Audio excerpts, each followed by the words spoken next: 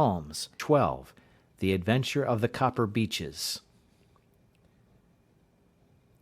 To the man who loves art for its own sake, remarked Sherlock Holmes, tossing aside the advertisement sheet of the Daily Telegraph, it is frequently in its least important and lowliest manifestations that the keenest pleasure is to be derived.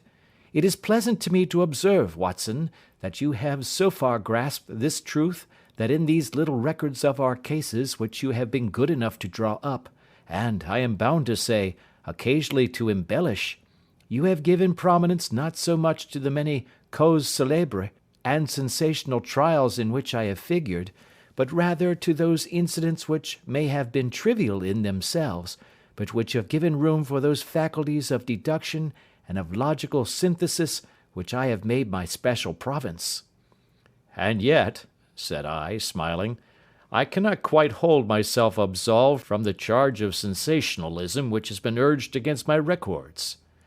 You have erred, perhaps, he observed, taking up a glowing cinder with the tongs, and lighting with it the long cherry-wood pipe which was wont to replace his clay, when he was in a disputatious rather than a meditative mood.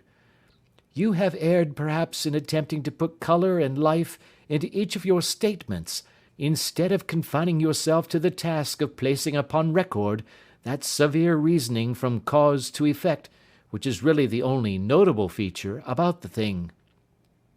It seems to me that I have done you full justice in the matter, I remarked with some coldness, for I was repelled by the egotism which I had more than once observed to be a strong factor in my friend's singular character. No, it is not selfishness or conceit, said he, answering, as was his wont, my thoughts rather than my words. If I claim full justice for my art, it is because it is an impersonal thing, a thing beyond myself. Crime is common, logic is rare. Therefore, it is upon the logic rather than upon the crime that you should dwell. You have degraded what should have been a course of lectures into a series of tales. It was a cold morning of the early spring, and we sat after breakfast on either side of a cheery fire in the old room at Baker Street. A thick fog rolled down between the lines of dun-coloured houses, and the opposing windows loomed like dark, shapeless blurs through the heavy yellow wreaths. Our gas was lit, and shone on the white cloth and glimmer of china and metal, for the table had not been cleared yet. Sherlock Holmes had been silent all the morning, clipping continuously into the advertisement columns of a succession of papers, until at last, having apparently given up his search, he had emerged in no very sweet temper to lecture me upon my literary shortcomings. At the same time, he remarked after a pause, during which he had sat puffing at his long pipe and gazing down into the fire, you can hardly be open to a charge of sensationalism, for out of these causes which you have been so kind as to interest yourself in, a fair proportion do not treat of crime, in its legal sense, at all. The small matter in which I endeavoured to help the King of Bohemia, the singular experience of Miss Mary Sutherland, the problem connected with the man with the twisted lip, and the incident of the noble bachelor, were all matters which are outside the pale of the law. But in avoiding the sensational, I fear that you may have bordered on the trivial. The end may have been so, I answered, but the methods I hold to have been novel and of interest. Pshaw, my dear fellow, what do the public, the great unobservant public, who could hardly tell a weaver by his tooth or a compositor by his left thumb, care about the finer shades of analysis and deduction? But, indeed, if you are trivial, I cannot blame you, for the days of the great cases are past. Man, or at least criminal man, has lost all enterprise and originality. As to my own little practice, it seems to be degenerating into an agency for recovering lost lead pencils, and giving advice to young ladies from boarding schools. I think that I have touched bottom at last, however. This note I had this morning marks my 0 point, I fancy. Read it. He tossed a crumpled letter across to me. It was dated from Montague Place upon the preceding evening, and ran thus: Dear Mr. Holmes, I am very anxious to consult you as to whether I should or should not accept a situation which has been offered to me as governess. I shall call at 10:30 tomorrow if I do not inconvenience you. Yours faithfully, Violet Hunter. Do you know the young lady? I asked. Not I. It is 10:30 now. Yes, and I have no doubt that is her ring. It may turn out to be of more interest than you think. You remember that the affair of the blue carbuncle, which appeared to be a mere whim at first, developed into a serious investigation. It may be so in this case also. Well, let us hope so. But our doubts will very soon be solved, for here, unless I am much mistaken, is the person in question. As he spoke, the door opened and a young lady entered the room. She was plainly but neatly dressed, with a bright, quick face, freckled like a plover's egg, and with the brisk manner of a woman who has had her own way to make in the world. You will excuse my troubling you, I am sure, said she, as my companion arose to greet her, but I have had a very strange experience, and as I have no parents or relations of any sort from whom I could ask advice, I thought that perhaps you would be kind enough to tell me what I should do. Pray take a seat, Miss Hunter. I shall be happy to do anything that I can to serve you. I could see that Holmes was favourably impressed by the manner and speech of his new client. He looked her over in his searching fashion, and then composed himself, with his lids drooping and his fingertips together, to listen to her story. I have been a governess for 5 years, said she, in the family of Colonel Spence Munro, but 2 months ago the colonel received an appointment at Halifax, in Nova Scotia, and took his children over to America with him, so that I found myself without a situation. I advertised, and I answered advertisements, but without success. At last the little money which I had saved began to run short, and I was at my wits' end as to what I should do. There is a well-known agency for governesses in the West End called Westaway's, and there I used to call about once a week in order to see whether anything had turned up which might suit me. Westaway was the name of the founder of the business, but it is really managed by Miss Stoper. She sits in her own little office, and the ladies who are seeking employment wait in an anteroom, and are then shown in one by one, when she consults her ledgers and sees whether she has anything which would suit them. Well, when I called last week, I was shown into the little office as usual, but I found that Miss Stoper was not alone. A prodigiously stout man with a very smiling face and a great heavy chin, which rolled down in fold upon fold over his throat, sat at her elbow with a pair of glasses on his nose, looking very earnestly at the ladies who entered. As I came in, he gave quite a jump in his chair, and turned quickly to Miss Stoper. "That will do," said he. "I could not ask for anything better. Capital! Capital!" He seemed quite enthusiastic, and rubbed his hands together in the most genial fashion. He was such a comfortable-looking man that it was quite a pleasure to look at him. "You are looking for a situation, miss?" he asked. "Yes, sir." "As governess?" "Yes, sir." "And what salary do you ask?" "I had £5 a month at my last place with Colonel Spence Munro."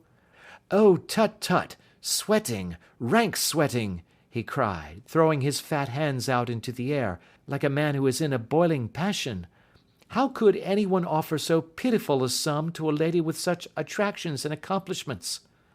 "My accomplishments, sir, may be less than you imagine," said I. "A little French, a little German, music, and drawing." "Tut, tut!" he cried. "This is all quite beside the question. The point is, have you or have you not the bearing and deportment of a lady? There it is in a nutshell.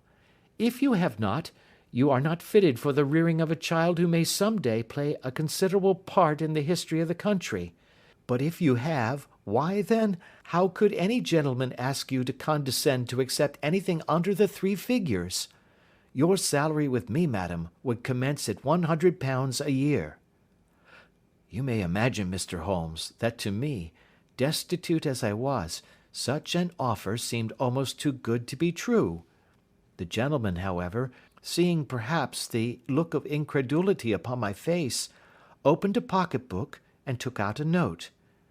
It is also my custom, said he, smiling in the most pleasant fashion until his eyes were just two little shining slits amid the white creases of his face, to advance to my young ladies half their salary beforehand, so that they may meet any little expenses of their journey and their wardrobe. It seemed to me that I had never met so fascinating and so thoughtful a man. As I was already in debt to my tradesmen, the advance was a great convenience, and yet there was something unnatural about the whole transaction which made me wish to know a little more before I quite committed myself. May I ask where you live, sir? Said I. Hampshire. Charming rural place. The Copper Beeches, 5 miles on the far side of Winchester. It is the most lovely country, my dear young lady, and the dearest old country house. And my duties, sir? I should be glad to know what they would be. One child, one dear little romper just 6 years old. Oh, if you could see him killing cockroaches with a slipper. Smack, smack, smack. 3 gone before you could wink. He leaned back in his chair and laughed his eyes into his head again. I was a little startled at the nature of the child's amusement, but the father's laughter made me think that perhaps he was joking. My sole duties, then, I asked, are to take charge of a single child? No, no, not the soul, my dear young lady, he cried. Your duty would be, as I am sure your good sense would suggest, to obey any little commands my wife might give, provided always that they were such commands as a lady might with propriety obey. You see no difficulty, eh? I should be happy to make myself useful. Quite so. In dress now, for example. We are fatty people, you know. Fatty, but kind-hearted. If you were asked to wear any dress which we might give you, you would not object to our little whim, eh? No, said I, considerably astonished at his words. Or to sit here, or sit there, that would not be offensive to you? Oh, no. Or to cut your hair quite short before you come to us? I could hardly believe my ears. As you may observe, Mr. Holmes, my hair is somewhat luxuriant, and of a rather peculiar tint of chestnut. It is being considered artistic. I could not dream of sacrificing it in this off-hand fashion. I am afraid that that is quite impossible, said I. He had been watching me eagerly out of his small eyes, and I could see a shadow pass over his face as I spoke. I am afraid that it is quite essential, said he. It is a little fancy of my wife's, and ladies' fancies, you know, madam, ladies' fancies must be consulted. And so you won't cut your hair? No, sir, I really could not, I answered firmly. Ah, very well. Then that quite settles the matter. It is a pity, because in other respects you would really have done very nicely. In that case, Miss Stoper, I had best inspect a few more of your young ladies. The manageress had sat all this while busy with her papers without a word to either of us, but she glanced at me now with so much annoyance upon her face that I could not help suspecting that she had lost a handsome commission through my refusal. Do you desire your name to be kept upon the books? She asked. If you please, Miss Stoper. Well, really, it seems rather useless, since you refuse the most excellent offers in this fashion, said she sharply. You can hardly expect us to exert ourselves to find another such opening for you. Good day to you, Miss Hunter. She struck a gong upon the table, and I was shown out by the page. Well, Mr. Holmes, when I got back to my lodgings, and found little enough in the cupboard, and 2 or 3 bills upon the table, I began to ask myself whether I had not done a very foolish thing. After all, If these people had strange fads and expected obedience on the most extraordinary matters, they were at least ready to pay for their eccentricity. Very few governesses in England are getting £100 a year. Besides, what use was my hair to me? Many people are improved by wearing it short, and perhaps I should be among the number. Next day I was inclined to think that I had made a mistake, and by the day after I was sure of it. I had almost overcome my pride so far as to go back to the agency and inquire whether the place was still open, when I received this letter from the gentleman himself. I have it here, and I will read it to you. The Copper Beeches, near Winchester. Dear Miss Hunter, Miss Stoper has very kindly given me your address, and I write from here to ask whether you have reconsidered your decision. My wife is very anxious that you should come, for she has been much attracted by my description of you. We are willing to give £30 a quarter, or £120 a year, so as to recompense you for any little inconvenience which our fads may cause you. They are not very exacting, after all. My wife is fond of a particular shade of electric blue, and would like you to wear such a dress indoors in the morning. You need not, however, go to the expense of purchasing one, as we have one belonging to my dear daughter Alice, now in Philadelphia, which would, I should think, fit you very well. Then, as to sitting here or there, or amusing yourself in any manner indicated, that need cause you no inconvenience. As regards your hair, it is no doubt a pity, especially as I could not help remarking its beauty during our short interview, but I am afraid that I must remain firm upon this point, and I only hope that the increased salary may recompense you for the loss. Your duties, as far as the child is concerned, are very light. Now do try to come, and I shall meet you with a dog-cart at Winchester. Let me know your train. Yours faithfully, Jeffro Rucastle. That is the letter which I have just received, Mr. Holmes, and my mind is made up that I will accept it. I thought, however, that before taking the final step I should like to submit the whole matter to your consideration. Well, Miss Hunter, if your mind is made up, that settles the question, said Holmes, smiling. But you would not advise me to refuse? I confess that it is not the situation which I should like to see a sister of mine apply for. What is the meaning of it all, Mr. Holmes? Ah, I have no data. I cannot tell. Perhaps you have yourself formed some opinion? Well, there seems to me to be only one possible solution. Mr. Rucastle seemed to be a very kind, good-natured man. Is it not possible that his wife is a lunatic, that he desires to keep the matter quiet for fear she should be taken to an asylum, and that he humours her fancies in every way in order to prevent an outbreak? That is a possible solution. In fact, as matters stand, it is the most probable one. But in any case it does not seem to be a nice household for a young lady. But the money, Mr. Holmes, the money! Well, yes, of course the pay is good. Too good. That is what makes me uneasy.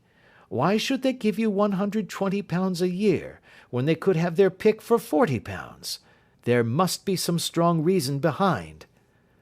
I thought that if I told you the circumstances, you would understand afterwards if I wanted your help. I should feel so much stronger if I felt that you were at the back of me.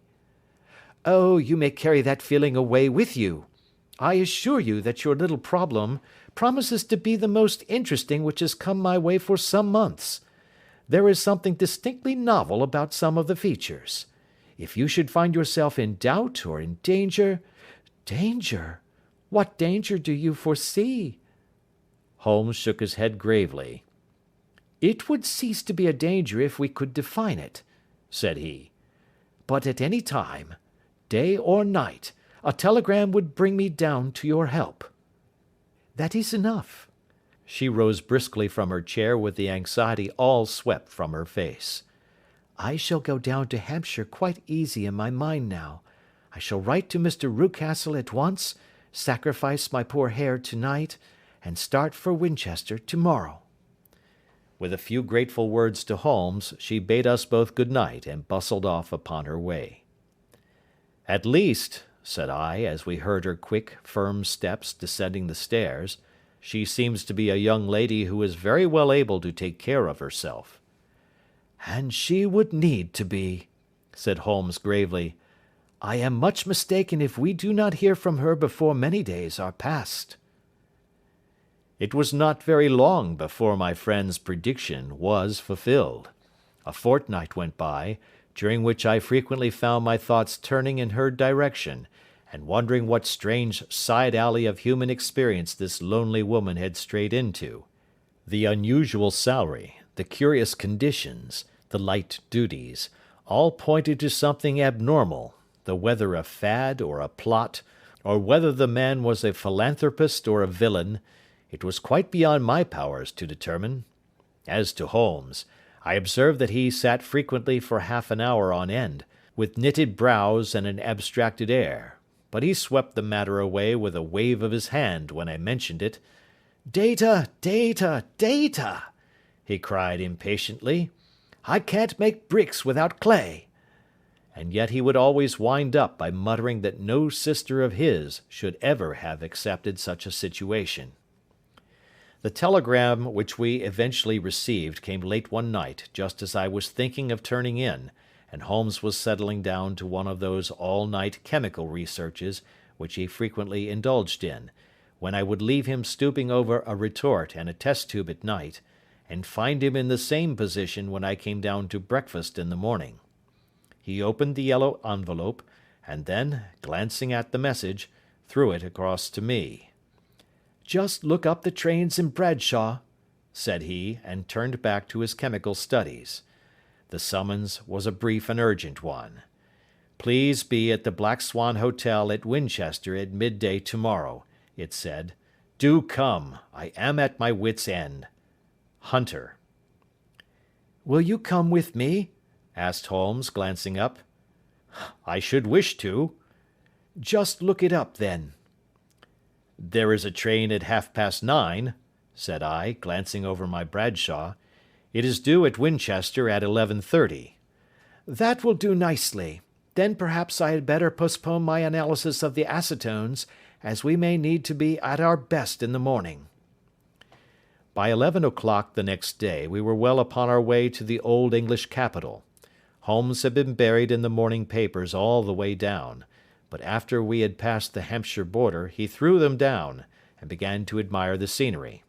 It was an ideal spring day, a light blue sky, flecked with little fleecy white clouds drifting across from west to east. The sun was shining very brightly, and yet there was an exhilarating nip in the air, which set an edge to a man's energy.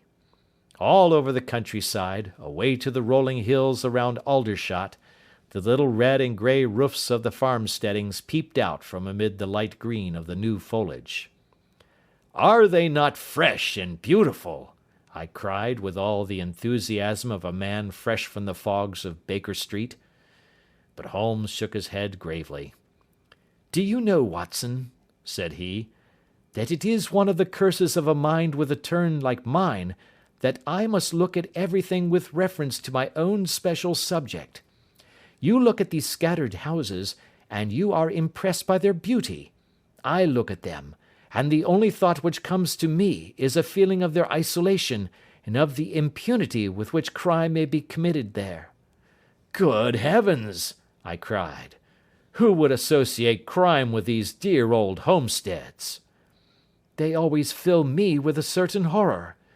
It is my belief, Watson, founded upon my experience, that the lowest and vilest alleys in London do not present a more dreadful record of sin than does the smiling and beautiful countryside." "You horrify me." "But the reason is very obvious. The pressure of public opinion can do in the town what the law cannot accomplish. There is no lane so vile that the scream of a tortured child, or the thud of a drunkard's blow, does not beget sympathy and indignation among the neighbours, and then the whole machinery of justice is ever so close that a word of complaint can set it going, and there is but a step between the crime and the dock. But look at these lonely houses, each in its own fields, filled for the most part with poor ignorant folk who know little of the law. Think of the deeds of hellish cruelty, the hidden wickedness which may go on, year in, year out, in such places, and none the wiser.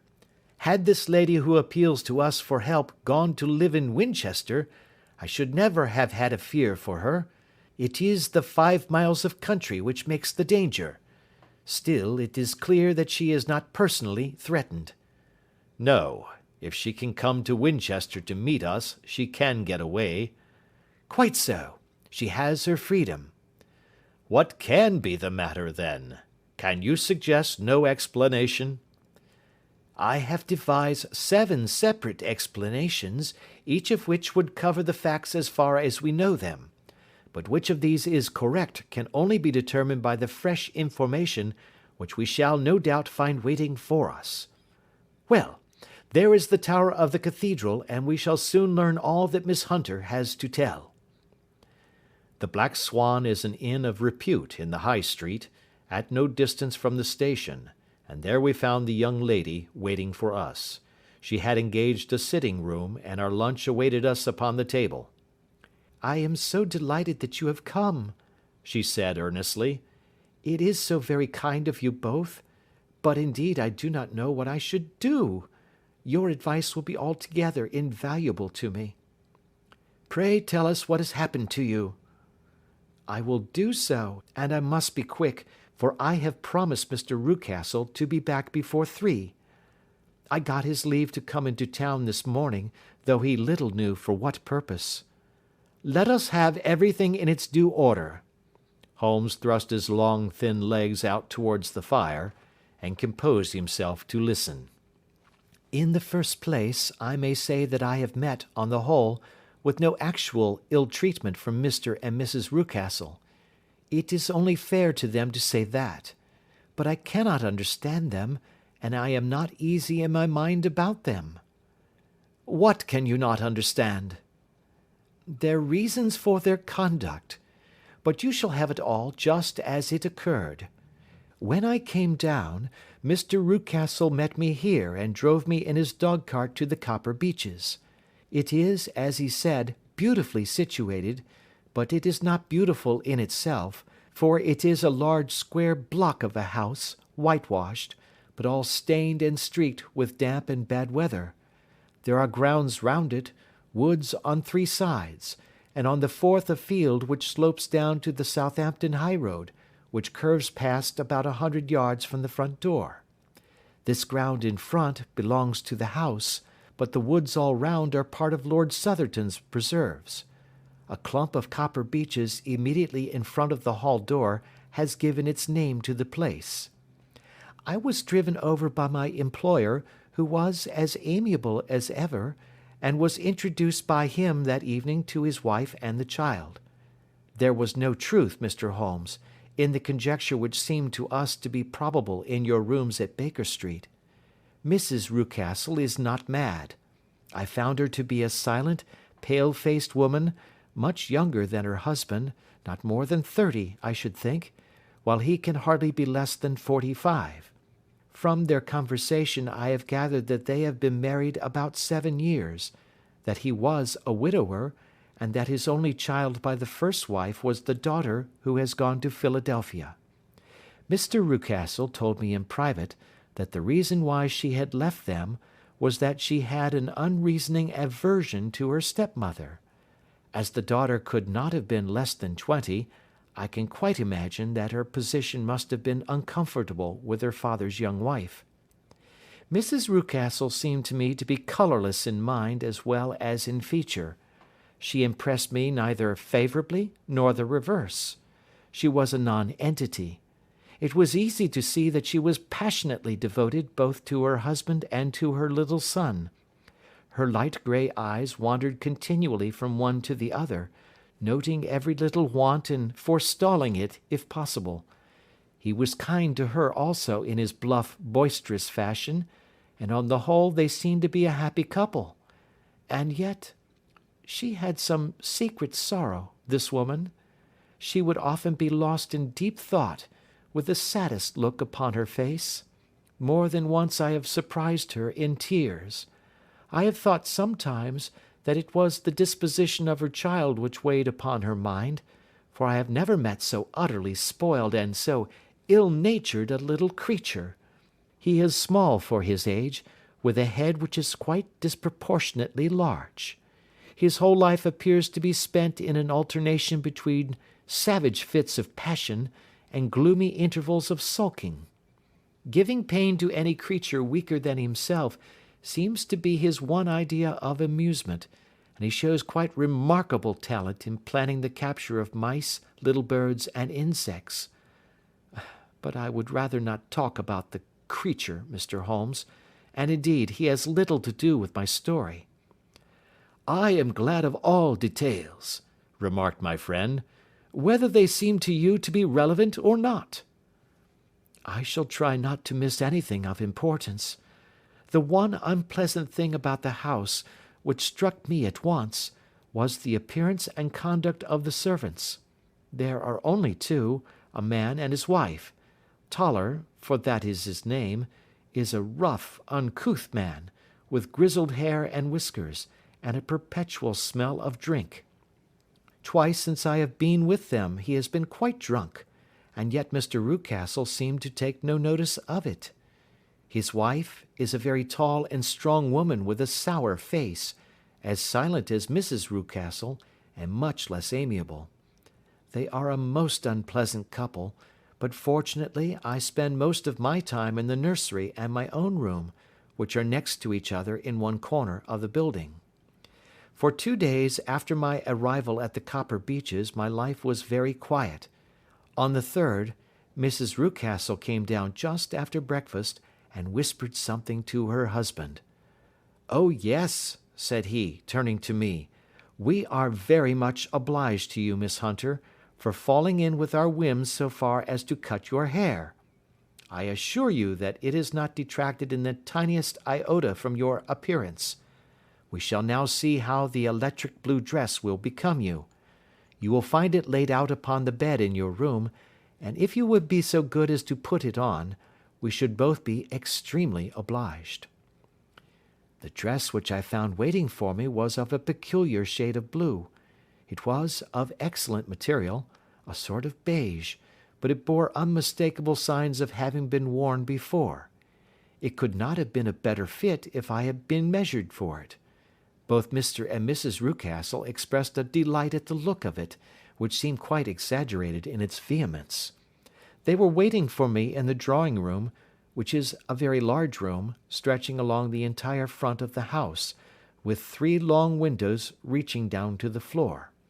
A chair had been placed close to the central window, with its back turned towards it. In this I was asked to sit, and then Mr. Rucastle, walking up and down on the other side of the room, began to tell me a series of the funniest stories that I have ever listened to. You cannot imagine how comical he was, and I laughed until I was quite weary. Mrs. Rucastle, however, who has evidently no sense of humour, never so much as smiled, but sat with her hands in her lap, and a sad, anxious look upon her face. After an hour or so, Mr. Rucastle suddenly remarked that it was time to commence the duties of the day, and that I might change my dress and go to little Edward in the nursery. 2 days later the same performance was gone through under exactly similar circumstances. Again I changed my dress, again I sat in the window, and again I laughed very heartily at the funny stories of which my employer had an immense repertoire, and which he told inimitably. Then he handed me a yellow-backed novel, and moving my chair a little sideways, that my own shadow might not fall upon the page, he begged me to read aloud to him. I read for about 10 minutes, beginning in the heart of a chapter, and then suddenly, in the middle of a sentence, he ordered me to cease and to change my dress. You can easily imagine, Mr. Holmes, how curious I was as to what the meaning of this extraordinary performance could possibly be. They were always very careful, I observed, to turn my face away from the window, so that I became consumed with the desire to see what was going on behind my back. At first it seemed to be impossible, but I soon devised a means. My hand mirror had been broken, so a happy thought seized me, and I concealed a piece of the glass in my handkerchief. On the next occasion, in the midst of my laughter, I put my handkerchief up to my eyes, and was able with a little management to see all that there was behind me. I confess that I was disappointed. There was nothing. At least, that was my first impression. At the second glance, however, I perceived that there was a man standing in the Southampton Road, a small bearded man in a grey suit, who seemed to be looking in my direction. The road is an important highway, and there are usually people there. This man, however, was leaning against the railings which bordered our field, and was looking earnestly up. I lowered my handkerchief, and glanced at Mrs. Rucastle to find her eyes fixed upon me with a most searching gaze. She said nothing, but I am convinced that she had divined that I had a mirror in my hand, and had seen what was behind me. She rose at once. "Jethro," said she, "there is an impertinent fellow upon the road there who stares up at Miss Hunter." "No friend of yours, Miss Hunter?" he asked. "No, I know no one in these parts." "Dear me, how very impertinent! Kindly turn round and motion to him to go away." "Surely it would be better to take no notice." "No, no, we should have him loitering here always. Kindly turn round and wave him away like that."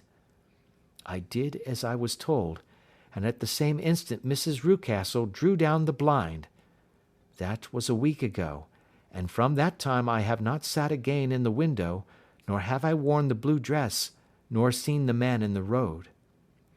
"Pray continue," said Holmes. "Your narrative promises to be a most interesting one." "You will find it rather disconnected, I fear, and there may prove to be little relation between the different incidents of which I speak. On the very first day that I was at the Copper Beeches, Mr. Rucastle took me to a small outhouse which stands near the kitchen door. As we approached it, I heard the sharp rattling of a chain, and the sound as of a large animal moving about. "Look in here," said Mr. Rucastle, showing me a slit between two planks. "Is he not a beauty?" I looked through and was conscious of two glowing eyes, and of a vague figure huddled up in the darkness. "Don't be frightened," said my employer, laughing at the start which I had given. "It's only Carlo, my mastiff. I call him mine, but really old Toller, my groom, is the only man who can do anything with him. We feed him once a day, and not too much then, so that he is always as keen as mustard. Toller lets him loose every night, and God help the trespasser whom he lays his fangs upon. For goodness' sake, don't you ever, on any pretext, set your foot over the threshold at night, for it's as much as your life is worth." The warning was no idle one, for 2 nights later I happened to look out of my bedroom window about 2 o'clock in the morning. It was a beautiful moonlight night, and the lawn in front of the house was silvered over and almost as bright as day. I was standing, wrapped in the peaceful beauty of the scene, when I was aware that something was moving under the shadow of the Copper Beeches. As it emerged into the moonshine, I saw what it was. It was a giant dog, as large as a calf, tawny tinted, with hanging jowl, black muzzle, and huge projecting bones. It walked slowly across the lawn and vanished into the shadow upon the other side.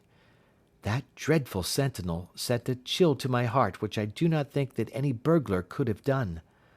And now I have a very strange experience to tell you. I had, as you know, cut off my hair in London, and I had placed it in a great coil at the bottom of my trunk. One evening, after the child was in bed, I began to amuse myself by examining the furniture of my room, and by rearranging my own little things. There was an old chest of drawers in the room, the 2 upper ones empty and open, the lower one locked. I had filled the first two with my linen, and as I had still much to pack away, I was naturally annoyed at not having the use of the third drawer. It struck me that it might have been fastened by a mere oversight, so I took out my bunch of keys and tried to open it. The very first key fitted to perfection, and I drew the drawer open. There was only one thing in it, but I am sure that you would never guess what it was. It was my coil of hair. I took it up and examined it. It was of the same peculiar tint and the same thickness. But then the impossibility of the thing obtruded itself upon me. How could my hair have been locked in the drawer? With trembling hands I undid my trunk, turned out the contents, and drew from the bottom my own hair.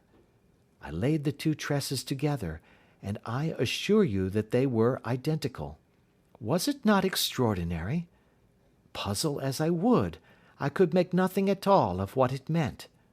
I returned the strange hair to the drawer, and I said nothing of the matter to the Rucastles, as I felt that I had put myself in the wrong by opening a drawer which they had locked. I am naturally observant, as you may have remarked, Mr. Holmes, and I soon had a pretty good plan of the whole house in my head. There was one wing, however, which appeared not to be inhabited at all. A door which faced that which led into the quarters of the Tollers opened into this suite, but it was invariably locked. One day, however, as I ascended the stair, I met Mr. Rucastle coming out through this door, his keys in his hand, and a look on his face which made him a very different person to the round, jovial man to whom I was accustomed. His cheeks were red, his brow was all crinkled with anger, and the veins stood out at his temples with passion. He locked the door, and hurried past me without a word or a look. This aroused my curiosity, so when I went out for a walk in the grounds with my charge, I strolled round to the side from which I could see the windows of this part of the house. There were 4 of them in a row, 3 of which were simply dirty, while the 4th was shattered up. They were evidently all deserted. As I strolled up and down, glancing at them occasionally, Mr. Rucastle came out to me, looking as merry and jovial as ever. "Ah," said he, "you must not think me rude if I passed you without a word, my dear young lady." I was preoccupied with business matters. I assured him that I was not offended. "By the way," said I, "you seem to have quite a suite of spare rooms up there, and one of them has the shutters up." He looked surprised, and, as it seemed to me, a little startled at my remark. "Photography is one of my hobbies," said he. "I have made my dark room up there. But, dear me, what an observant young lady we have come upon! Who would have believed it? Who would have ever believed it?" He spoke in a jesting tone, but there was no jest in his eyes as he looked at me. I read suspicion there and annoyance, but no jest. Well, Mr. Holmes, from the moment that I understood that there was something about that suite of rooms which I was not to know, I was all on fire to go over them. It was not mere curiosity, though I have my share of that. It was more a feeling of duty, a feeling that some good might come from my penetrating to this place. They talk of woman's instinct. Perhaps it was woman's instinct which gave me that feeling. At any rate, it was there, and I was keenly on the lookout for any chance to pass the forbidden door. It was only yesterday that the chance came. I may tell you that, besides Mr. Rucastle, both Toller and his wife find something to do in these deserted rooms, and I once saw him carrying a large black linen bag with him through the door. Recently he has been drinking hard, and yesterday evening he was very drunk, and when I came upstairs there was the key in the door. I have no doubt at all that he had left it there. Mr. and Mrs. Rucastle were both downstairs, and the child was with them, so that I had an admirable opportunity.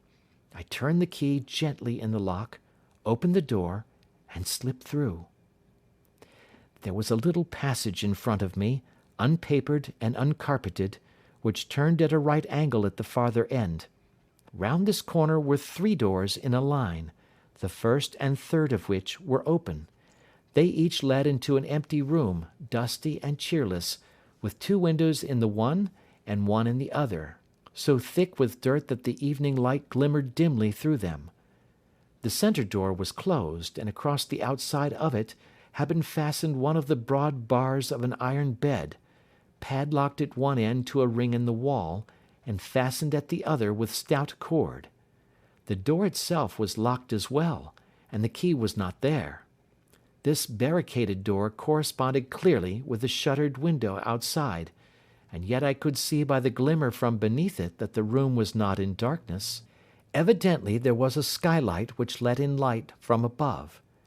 As I stood in the passage gazing at the sinister door and wondering what secret it might veil, I suddenly heard the sound of steps within the room, and saw a shadow pass backward and forward against the little slit of dim light which shone out from under the door. A mad, unreasoning terror rose up in me at the sight, Mr. Holmes. My overstrung nerves failed me suddenly, and I turned and ran as though some dreadful hand were behind me clutching at the skirt of my dress. I rushed down the passage, through the door, and straight into the arms of Mr. Rucastle, who was waiting outside. "So," said he, smiling, "it was you, then. I thought that it must be when I saw the door open." "Oh, I am so frightened," I panted. My dear young lady, you cannot think how caressing and soothing his manner was. And what has frightened you, my dear young lady?" But his voice was just a little too coaxing. He overdid it. I was keenly on my guard against him. "I was foolish enough to go into the empty wing," I answered, "but it is so lonely and eerie in this dim light that I was frightened and ran out again. Oh, it is so dreadfully still in there." "Only that," said he, looking at me keenly. "Why, what did you think?" I asked. "Why do you think that I locked this door?" "I am sure that I do not know." "It is to keep people out who have no business there. Do you see?" He was still smiling in the most amiable manner. "I am sure if I had known—" "Well then, you know now. And if you ever put your foot over that threshold again—" Here in an instant the smile hardened into a grin of rage, and he glared down at me with the face of a demon. "I'll throw you to the mastiff." I was so terrified that I do not know what I did. I suppose that I must have rushed past him into my room. I remember nothing until I found myself lying on my bed, trembling all over. Then I thought of you, Mr. Holmes. I could not live there longer without some advice. I was frightened of the house, of the man, of the woman, of the servants, even of the child. They were all horrible to me. If I could only bring you down, all would be well. Of course I might have fled from the house, but my curiosity was almost as strong as my fears. My mind was soon made up. I would send you a wire. I put on my hat and cloak, went down to the office, which is about half a mile from the house, and then returned, feeling very much easier. A horrible doubt came into my mind as I approached the door, lest the dog might be loose, but I remembered that Toller had drunk himself into a state of insensibility that evening, and I knew that he was the only one in the household who had any influence with the savage creature, or who would venture to set him free. I slipped in safety, and lay awake half the night in my joy at the thought of seeing you. I had no difficulty in getting leave to come into Winchester this morning, but I must be back before 3 o'clock, for Mr. and Mrs. Rucastle are going on a visit, and will be away all the evening, so that I must look after the child. Now I have told you all my adventures, Mr. Holmes, and I should be very glad if you could tell me what it all means, and above all, what I should do."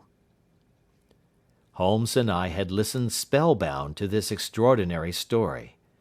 My friend rose now and paced up and down the room, his hands in his pockets, and an expression of the most profound gravity upon his face. "Is Toller still drunk?" he asked. "Yes, I heard his wife tell Mrs. Rucastle that she could do nothing with him. That is well. And the Rucastles go out to-night? Yes. Is there a cellar with a good strong lock? Yes, the wine cellar. You seem to me to have acted all through this matter like a very brave and sensible girl, Miss Hunter. Do you think that you could perform one more feat? I should not ask it of you if I did not think you a quite exceptional woman. I will try. What is it? We shall be at the Copper Beeches by 7 o'clock, my friend and I. The Rucastles will be gone by that time, and Toller will, we hope, be incapable. There only remains Mrs. Toller, who might give the alarm. If you could send her into the cellar on some errand, and then turn the key upon her, you would facilitate matters immensely. I will do it. Excellent. We shall then look thoroughly into the affair. Of course, there is only one feasible explanation.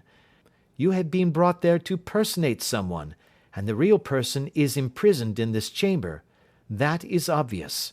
As to who this prisoner is, I have no doubt that it is the daughter, Miss Alice Rucastle, if I remember right, who was said to have gone to America. You were chosen, doubtless, as resembling her in height, figure, and the colour of your hair. Hers had been cut off, very possibly in some illness through which she has passed, and so of course yours had to be sacrificed also. By a curious chance you came upon her tresses. The man in the road was undoubtedly some friend of hers, possibly her fiancé, and no doubt, as you wore the girl's dress and were so like her, he was convinced from your laughter, whenever he saw you, and afterwards from your gesture, that Miss Rucastle was perfectly happy, and that she no longer desired his attentions. The dog is let loose at night to prevent him from endeavouring to communicate with her. So much is fairly clear. The most serious point in the case is the disposition of the child. What on earth has that to do with it? I ejaculated. My dear Watson, you as a medical man are continually gaining light as to the tendencies of a child by the study of the parents. Don't you see that the converse is equally valid? I have frequently gained my first real insight into the character of parents by studying their children. This child's disposition is abnormally cruel, merely for cruelty's sake, and whether he derives this from his smiling father, as I should suspect, or from his mother, it bodes evil for the poor girl who is in their power. I am sure that you are right, Mr. Holmes, cried our client. 1,000 things come back to me which make me certain that you have hit it. Oh, let us lose not an instant in bringing help to this poor creature. We must be circumspect, for we are dealing with a very cunning man. We can do nothing until 7 o'clock. At that hour we shall be with you, and it will not be long before we solve the mystery. We were as good as our word, for it was just 7 when we reached the Copper Beeches, having put up our trap at a wayside public-house. The group of trees, with their dark leaves shining like burnished metal in the light of the setting sun, were sufficient to mark the house, even had Miss Hunter not been standing smiling on the doorstep. "Have you managed it?" asked Holmes. A loud thudding noise came from somewhere downstairs. "That is Mrs. Toller in the cellar," said she. "Her husband lies snoring on the kitchen rug.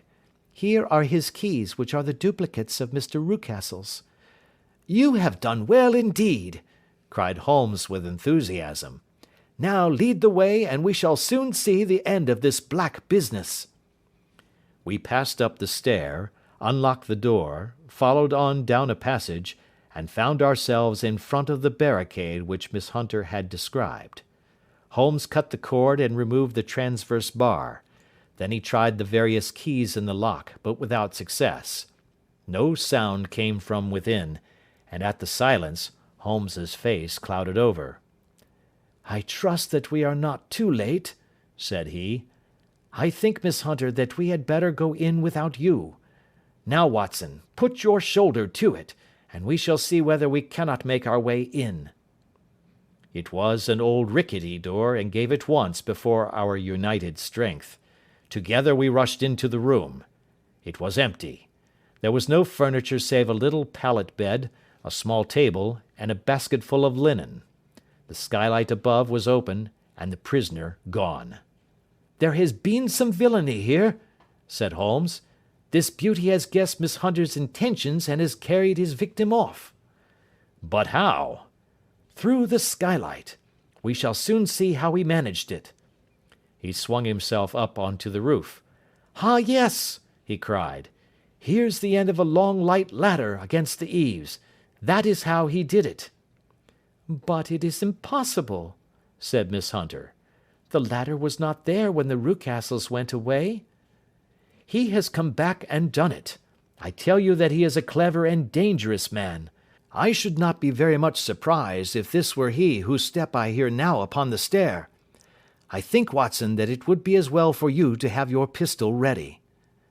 The words were hardly out of his mouth before a man appeared at the door of the room, a very fat and burly man, with a heavy stick in his hand. Miss Hunter screamed and shrunk against the wall at the sight of him, but Sherlock Holmes sprang forward and confronted him. "You villain!" said he. "Where's your daughter?" The fat man cast his eyes round and then up at the open skylight. "It is for me to ask you that!" he shrieked. "You thieves! Spies and thieves! I have caught you, have I?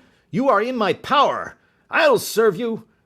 He turned and clattered down the stairs as hard as he could go. "He's gone for the dog," cried Miss Hunter. "I have my revolver," said I.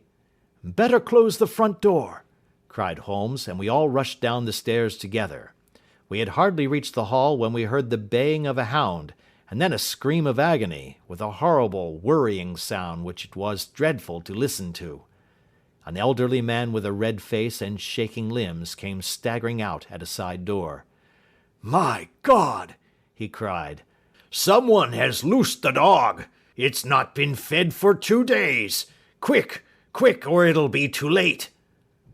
Holmes and I rushed out and round the angle of the house, with Toller hurrying behind us.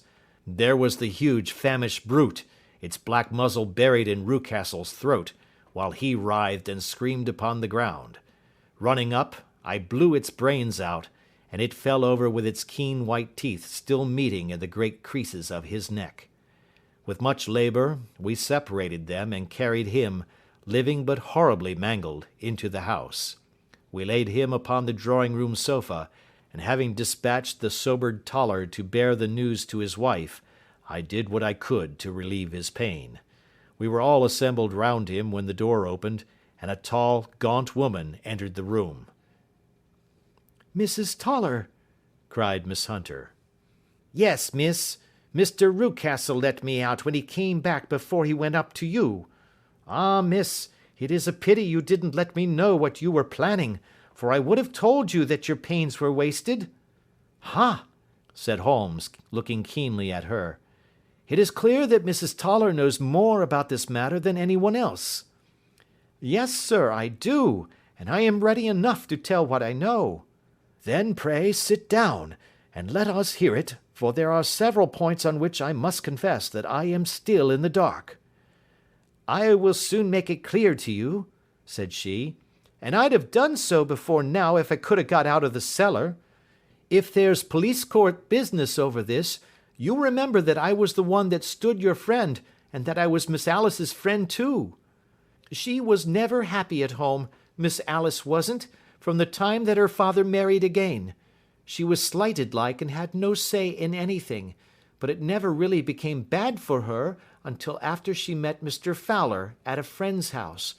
As well as I could learn, Miss Alice had rights of her own by will, but she was so quiet and patient, she was, that she never said a word about them but just left everything in Mr. Rucastle's hands.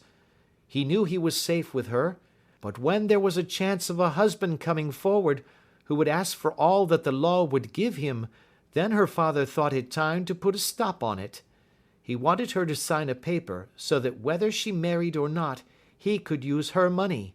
When she wouldn't do it, he kept on worrying her until she got brain fever, and for 6 weeks was at death's door. Then she got better at last, all worn to a shadow, and with her beautiful hair cut off, but that didn't make no change in her young man, and he stuck to her as true as men could be." "Ah," said Holmes, "I think that what you have been good enough to tell us makes the matter fairly clear, and that I can deduce all that remains. Mr. Rucastle, then, I presume, took to the system of imprisonment?" "Yes, sir." "And brought Miss Hunter down from London in order to get rid of the disagreeable persistence of Mr. Fowler?" "That was it, sir. But Mr. Fowler, being a persevering man, as a good seaman should be, blockaded the house, and having met you, succeeded by certain arguments, metallic or otherwise, in convincing you that your interests were the same as his." "Mr. Fowler was a very kind-spoken, free-handed gentleman," said Mrs. Toller serenely. "And in this way he managed that your good man should have no want of drink, and that a ladder should be ready at the moment when your master had gone out. You have it, sir, just as it happened."